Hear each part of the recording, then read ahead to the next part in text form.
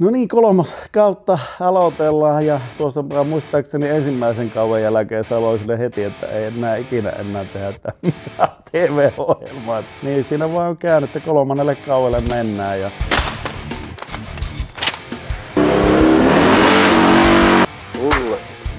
Tulee.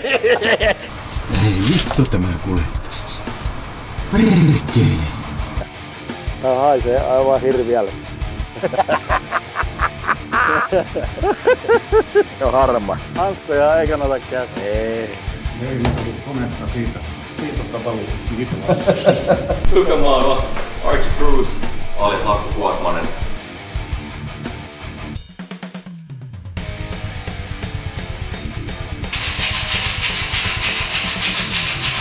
Mä tiedän, että Kari ainakin ootteli, että meillä on kerrankin se vain 2 pyörää rakennettavana. Mä en vielä luota, että ne osat tulee kaikki ajallaan. Tulee taas pitkiä iltoja.